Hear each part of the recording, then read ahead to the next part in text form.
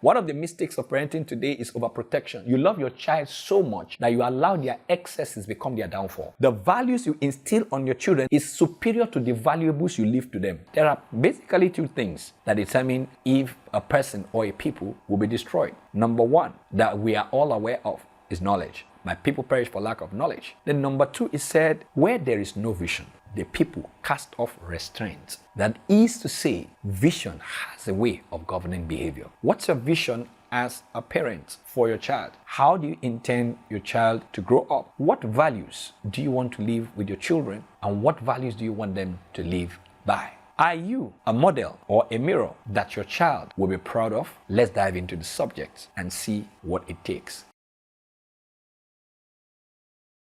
Today, parents are more scared than they used to be. Our parents were more confident and less scared than we are. What exactly could be responsible for this? Are you a parent or would be parents? Someday you would become one. So what I'm about to share with you in this session is something that should interest you and you should take to heart, so that you don't make the mistakes that make people sorrow when they are supposed to be happy in their old age. Are there ways in which we can actually live our lives as parents and also nurture our children to give us rest in old age? Too many people have lived their lives in regret in their old age. When they ought to be resting was when their stress was stretched. Are there ways of escape from this terrible dilemma? Of course, if you're part of my generation as a millennial, of course, it's different. How I was raised, I won't raise my children like that. Some part of it and some other part of it. The today or the 21st century child needs obligatory parenting beyond just being a father or a mother. My name is Julius Afolabi, and once again I welcome you to this channel and this episode. Today's episode is about parents and parenting. Interestingly, we're going to be discussing the cards that parents ignorantly play. My surest counsel for anyone today is this: before you get married, right? Before you get married, do not only pursue provisional responsibility. It is important for you to attend a parenting class so that you can establish exactly what values and what kind of family or what kind of home you intend to build. To a large extent, it's going to determine your happiness in your business, in your career, and in your later life. As Christians, we have the responsibility of training up our children in the way that they should go, so that when they grow old, they would not depart from it. But today, there are homes in which children are well raised, but at one point or the other, something happened, and we are wondering what could have happened to this child who was raised from a home. Now, this can be enveloped in the card that the parents played. Ignorance is not a negotiable asset. It's not an asset at all. It's a liability. Ignorance is a liability in anything. That's why the Bible said, my people perish for lack of knowledge. There are basically two things that determine if a person or a people will be destroyed. Number one, that we are all aware of, is knowledge, right? My people perish for lack of knowledge. Then number two is said, where there is no vision, the people cast off restraint. That is to say, vision has a way of governing behavior. What's your vision as a parent for your child? How do you intend your child to grow up? What values do you want to live with your children? And what values do you want them to live by? Are you a model or a mirror that your child will be proud of? Let's dive into the subject and see what it takes. When you take a car to a panel beater and you watch how the panel beater hits the car, the first thing that comes to mind is probably you are thinking that the car is being damaged further. The simple wisdom there is that the panel beater is either beating the car into shape or out of shape. As a parent, are you beating your children to shape or out of shape? This can happen in the card that you are playing ignorantly. Now there are 4 cards. What I prescribe, I am a proponent of obligatory parenting. Obligatory parenting is that kind of parenting where I have done all as required of me by God, such that I would have no bars when I stand before God concerning my children.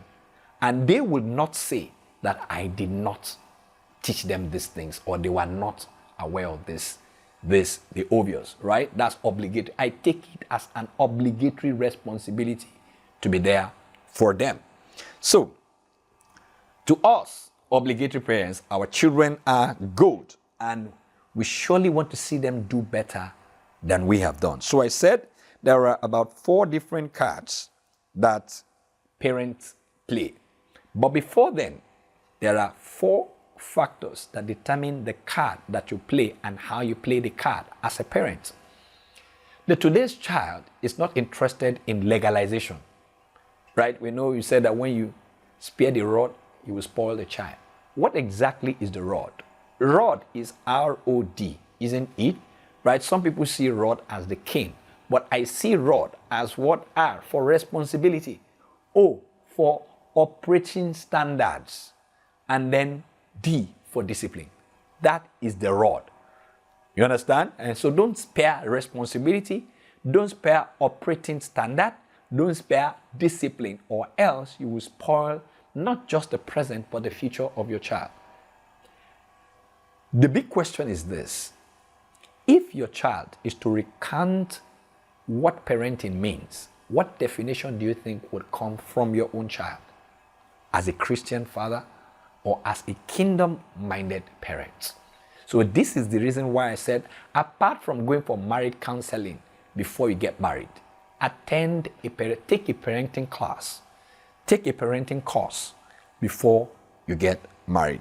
So 4 factors that really will determine the kind of card that you play includes, number 1 is knowledge. How much you know and how well you know as a parent to a large extent determine the card that you play. We are talking about the cards that parents play ignorantly. They don't know, they are not aware.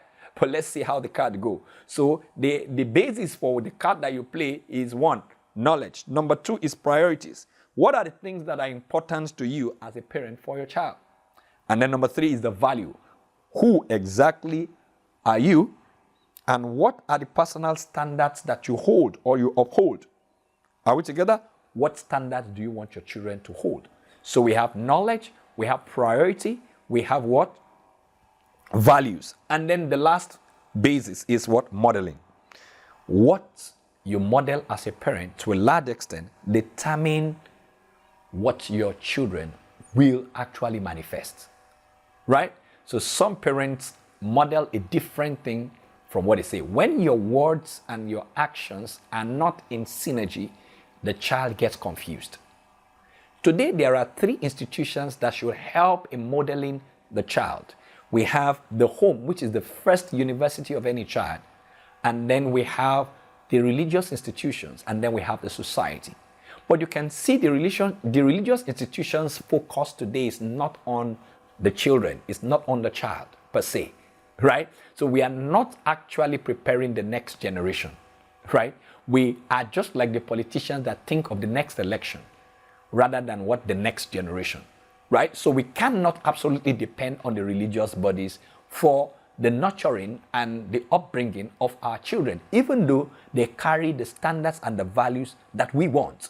If you check it out, your children spend the whole time with you, more time with you, and then the school itself, right? The school can't do it all. Teachers cannot do it all. Parents must become teachers, and teachers must become parents. We need to establish the standards of God beyond the standards of the world. Today, the society teaches our children better than we teach them at home. The society is more proactive than parents, right? The schools are more business-oriented, business-minded, profit-minded than the transformation and the destiny of your children. So it comes back to you as a parent. The responsibility is on you. So we have your knowledge gap is going to affect who your children will become or what kind of future you'll have, your values, your priority, and what you model. Now, the 4 cards that parents play include this. We have divide and rule card. In some homes, you find that parents have favorites. You see, this is the truth. You will love your children equally, but you are going to relate with them uniquely. Right? You will love your children equally, but you are going to relate with them uniquely. All your children will not be the same. They are all unique in their own ways, but you will love them equally. Love them equally, but relate with them with their uniqueness.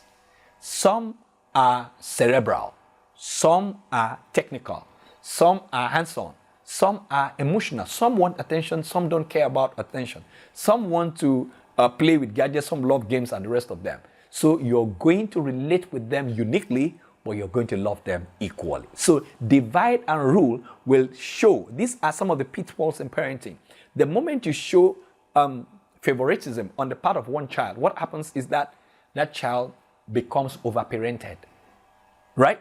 You overprotect that child. One of the mistakes of parenting today is overprotection. You love your child so much that you allow their excesses become their downfall, right? The values you instill on your children determines is superior to the valuables you leave to them. The values you instill in your children is superior to the valuables you leave to them. If your children have values, your valuables are secured. But if they lack values, your valuables are of no good. They can't keep or sustain anything that you are going to give to them. So it's important. So divide and rule is dangerous. A country, the African descent, has suffered from that dilemma, divide and rule. That is, you love one party and then you don't show the same dimension of love to another party. The moment there is favoritism in the home or amidst your children, there's a problem. Then we have, let them have their way card. Let them have their way card, right? Divide and rule card, and then let them have their way card is you are overprotecting the child. The child lacks life coping skills. You don't want the child to do anything. You just want them to do it. Like some parents have to, because of security challenges in the peculiarity of the environment that you live in, maybe in Nigeria right now, you can't allow your child to go write exams or do certain things on their own. In our days, we could go to write exams on our own. I remember I went to write my JAM myself. Nobody followed me. But today, you find parents sit down with their kids from morning till when they finish the exam, overprotecting the child, right? There are certain things you don't allow the children to do because there are housemates to do them. And today's child does not want to do anything. That's the truth. There is, because of technology and the leverage of artificial intelligence, there is a height of mental laziness that is in vogue today. There's virtually nothing that the artificial intelligence cannot do for you. They don't want to write their exams. They simply want to take up their smartphones and go to Google and ask. A lot of students in university no longer write their thesis or their projects. They simply contract somebody to do it for them. So you can see, they think that they are smart, but they are being outsmarted by technology. Technology is only an accelerator, not an initiator. So the mind of the child needs to be appropriately developed with values and priorities right from the home, right? So there must be life coping skills that they need to learn. So let them have their way simply means you are going to lose them in the future. If they have their way, if you let them have their way, whatever it is, the law of entropy says that whatever is allowed on its own will definitely tend to grow worse. So if you let them have their way, they will never grow cultured, right? Whatever does not have boundaries is a bondage. So the bondage of the future is in the boundaries that you did not keep today. Do as I say card. The third card that parents ignorantly play is do as I say. They do not want to listen to their kids. A lot of parents don't listen to their children.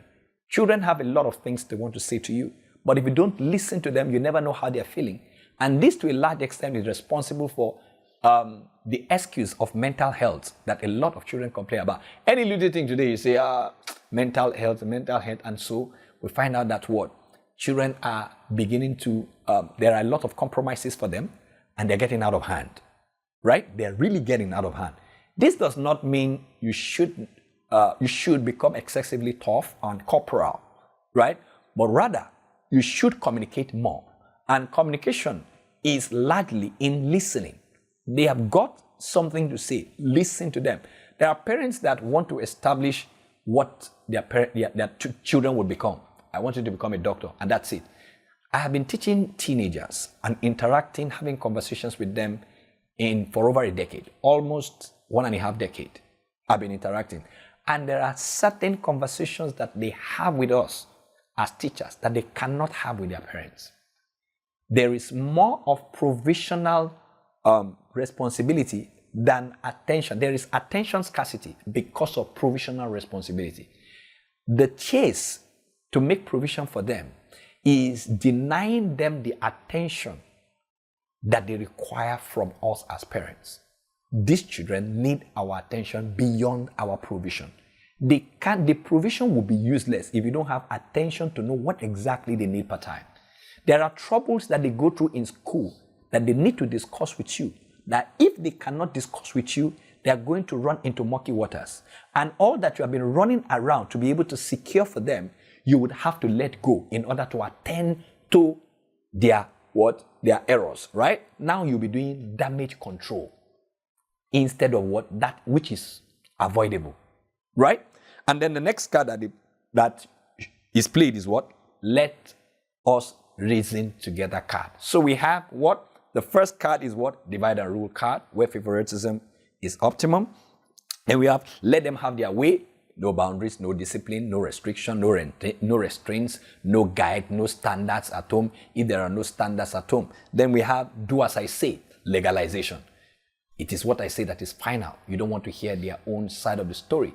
It makes them feel left out, and they would seek opinion from others. If you don't listen to them, other people will listen to them that are going to train them in the direction opposite to whatever it is that you desire. Their destiny can be battered that way. Then last card that parents would be required to play is let us reason together. God said, let the children come unto me because theirs is the kingdom of God. So if Christ is going to entertain kids, why can't you entertain your children? Why can't you listen to them? Why can't you think the way they think? Why can't you marry your own ideas? There are times, you see, we might have character, but they have speed, right? If you're doing business, take your child to your business point. Listen to what they observe. Make them see the commitment that is involved in bringing them what they have, so that they learn that these things don't just come by whims and caprices. They are worked for. Let them know the dignity of labor. Let them know what it takes to plan and set goals. My kids' scores in schools have grown simply because we sit down together to do goal setting. They have a list of all their subjects and the grades that they aim to achieve. And after every of their continuous assessments and exams, they come and tabulate it. Before their teachers calculate their scores, they know what they have gotten already. So their results are predictable, right? And that's as a result of sitting down to do these things with them. Now, my kids can confide in me because they can ask me any questions. I don't stop them from asking questions, right? So we are reasoning together. Now, there are difficult tasks that they have to do that they engage me. They have won several competitions because I practice with them, right? I'm very busy, yet not too busy for those that I am busy running about for. A lot of parents are busy but are not in business. So you can be busy and not in business. Today, can you tell exactly where your son is? Can you tell exactly what is on the mind of your daughter? If your daughter were to describe you, can you tell precisely what they will say about you? Would you say you have been a great father and a mentor and a coach to that boy or to that girl? The fact that you have same gender kids doesn't mean you are less a parent. If you play the divide and rule card, of course, you will have a strained and offensive relationship in the end. If you play let them do what they want card, of course, it may be heartbreaking. And if you play the do as I say card, it will be pressure breathing. But if you play the let us reason together card, you will be having an exciting and enjoyable what? Parent and what? And child relationship. Now, here's a smack for you. Ask your children to describe their feelings about you and their home. Today, that's an exercise for you. Ask your children to describe their feelings about you and their home. Now, this is the rule. You might not like what you hear. Don't condemn or punish. It's just a feedback for you to reflect on. So sometimes, it might be easy to correct other people's children, but difficult to fix your own child. This happens a lot with pastors. You see them pastoring other people's families and children very well, but theirs have gone haywire. Where is the missing link? You are ignorantly playing one of these cards, without knowing. So it's possible for you to be able to spot the difference with this. Ask yourself this empowering question. Am I misinterpreting or misunderstanding my children? If your children are misbehaving and you are more of yelling than having a conversation with them, you've got to sit down and revisit your parenting style. Which of these cards are you playing ignorantly? Are you over-demanding or lowering your standards?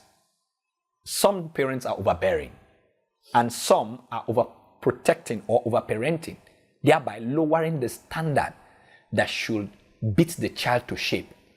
They are rather beating the child out of shape. Are you suffering from a system to performance gap when what you say is not what they see?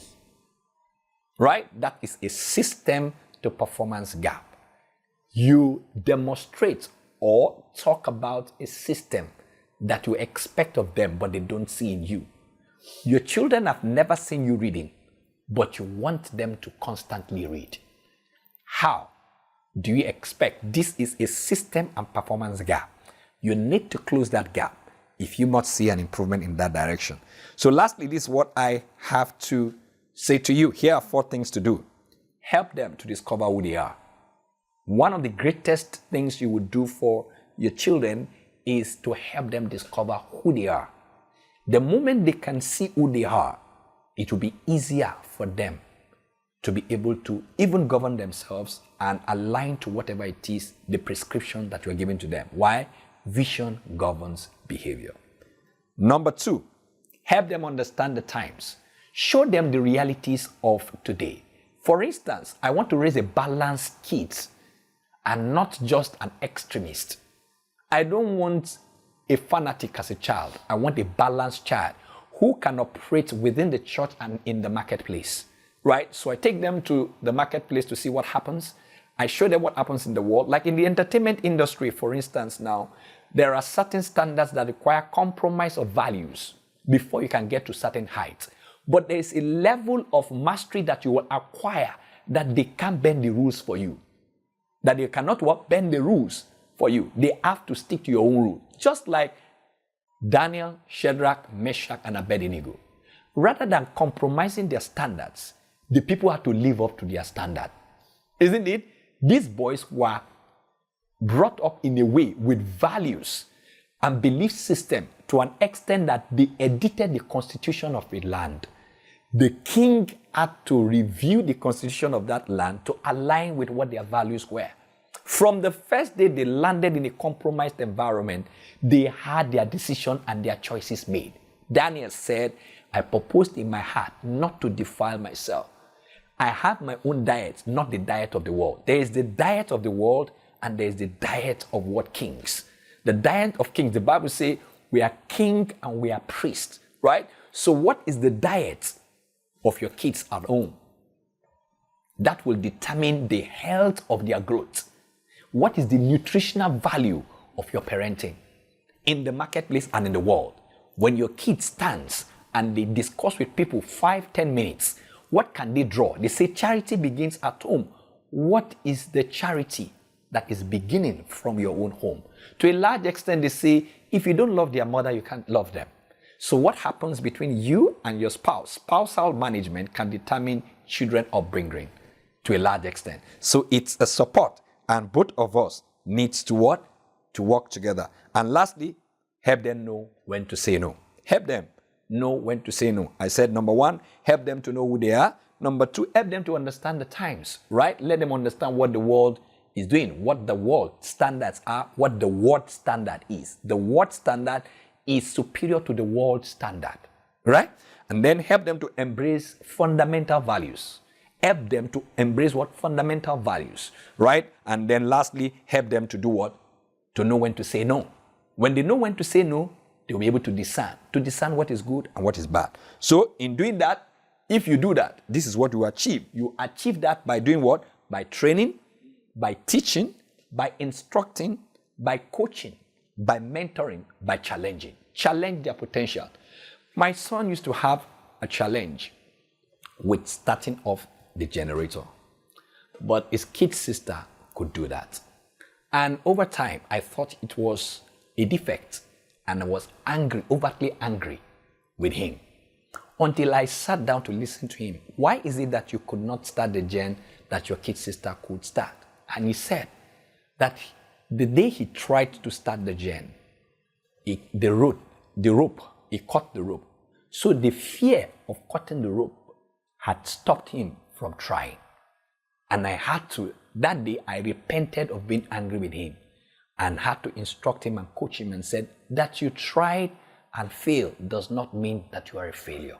You've got to keep trying. If you have to cut the rope severally, go ahead and cut it, but ensure that you get it right. So you see, if I did not sit down to listen to him, I would have been using the rod wrongly. I would have been caning, getting angry without listening to him. Right? So I don't know if that's also something that's happening to you. Right? Don't just legalize, don't just punish. So if you play the right card, I'm telling you, you're going to have peace tomorrow. I don't know how this session has added value to you and your home. I'd like to get what your feedbacks are, what your reaction, and what your questions might be. And probably in subsequent episode, we'll be able to handle what your questions and your challenges are in your parenting journey.